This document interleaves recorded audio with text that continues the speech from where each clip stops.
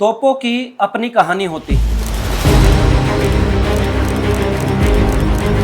तोप कहां से चले, कहां पहुंचे, कितना विनाश करे, इसे देखते ही युद्धों के चलने और पलटने का बहुत कुछ पता चलता है। 1857 के समर से पहले एक अंग्रेज ईसाई बहादुर शाह जफर पर कटाक्ष करते हुए कहता है, दमदमे में दम नहीं खैर मांगो जान की, ए जफर ठंडी हुई अब तेग हिंदुस्तान की। उसमें जो दमदम होता है वो मुगल तोप होती है।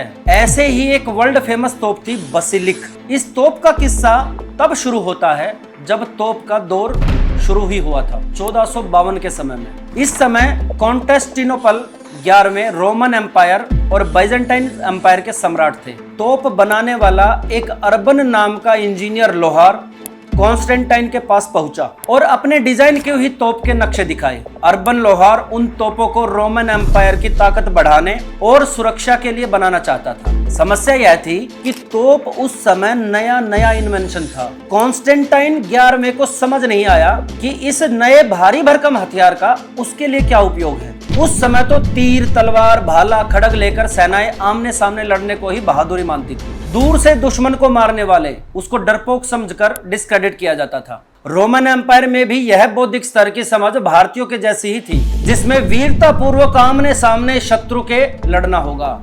दूर से दुश्मन को मारकर गिराने में काहे की बहादुरी, इस वाली सोच थी, नहीं लेना नया हथियार। इस सोच में कॉन्स्टेंटाइन बिल्कुल भारतीय लोगों जैसे ही थे, लेकिन अपनी सेना को तोप से लैस न करने का उनका कारण बस इतना था, एक लोहार को हथियार के इतने पैसे क्यों दिए जाएं? इतना महंगा हथियार क्यों अफोर्ड किया जाए? हमें आमने सामने हराने वाला है कौन? हमारे किले की दीवारें इतनी मोटी हैं, उन्हें कोई सेना कैसे भेज सकती है? कॉन्स्टेंटाइन के पास से निराश होकर अर्बन लोहार ओटोमन एम्पायर के मोहम्मद सेकंड के पास गया, जो कि रोमन एम्पायर पर हमले की तैयारी कर रहा था। मोहम्मद सेकंड ने अर्बन लोहार को मुंह मांगी रकम दी और तोप बनाने का ऑर्डर दिया। दूसरी छोटी तोपों के साथ साथ एक बड़ी बेसिलिक तोप इस तरह बनकर तैयार हुई। इस तोप को बनाने में अर्बन लोहार को 3 महीने लगे। पुराने दौर की तोप थी, गोला दागते ही गर्म हो जाती थी, इसलिए इसे दिन में 3 बार ही चलाया जा सकता था। इसे ठंडा करने के लिए केमिकल्स और तेल डाले जाते थे। 24 फीट लंबी इस तोप को शिफ्ट करने में 60 से 90 बैल और सैकड़ों आदमियों का उपयोग किया जाता था। यह तोप 550 किलोग्राम का गोला 1.5 किलोमीटर दूर निशाने पर दाग सकती थी। 500 किलो के गोले जिस दीवार पर दागे जा रहे हों, वह दीवार कितनी देर टिकेगी इसका अनुमान लगाना कठिन नहीं है। कॉन्स्टेंटिनोपल की अदूरदर्शिता के कारण अगले वर्ष मई 1453 में बाइजेंटाइन एम्पायर का अंत हो गया। रोमन राजा इस नैरेटिव में फंसा रहा कि उसका किला तो अभेद है, सेना को हाईटेक क्यों बनाना। और 53 दिनों की लड़ाई के बाद कॉन्स्टेंटाइन रोम का आखिरी शासक सिद्ध हुआ और ओटोमन एम्पायर के हाथों पराजित होकर गुमनामी की मौत मारा गया। सबक क्या मिला?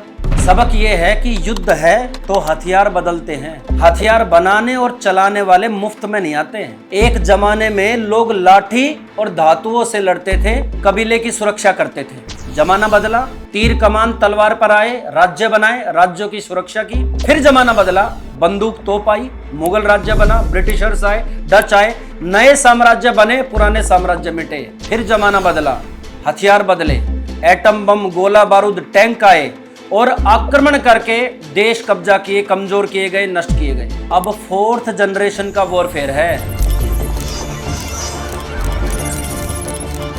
इस युद्ध में मिस इन्फॉर्मेशन द्वारा, लूज इन्फॉर्मेशन द्वारा, नैरेटिव बिल्डिंग द्वारा देश के देश कमजोर किए जाते हैं। इसमें नैरेटिव बिल्कुल तोपों की तरह काम करता है। नैरेटिव बनाना और चलाना सस्ता काम नहीं होता। कावड़ यात्रा में दुकानों पर नाम लिखना हो या बिहार के विशेष राज्य के दर्जे की मांग, माई लाइफ माई चॉइस हो या देश बड़ा या धर्म, कोई भी आपको शत्रुबोध कराएगा तो उसे डिस्क्रेडिट करने के लिए फलाना पार्टी का एजेंट घोषित करना, ये सब नैरेटिव की लड़ाइयां हैं। तोपे बनाने वाले आपकी तरफ होंगे या विपक्ष की तरफ, ये आपको तय करना है। तोप बनाने वालों को अपनी ओर बनाए रखना और खींचने के लिए ऊर्जा लगाइए, यत्न कीजिए, अन्यथा तोप शत्रु पक्ष की ओर जाएगी ही। यदि आप हमारी बात के पक्ष में हैं तो कमेंट में अपना पक्ष जरूर बताएं। मिलते हैं अगली वीडियो में इसी चैनल पर। जय हिंद, नमस्कार।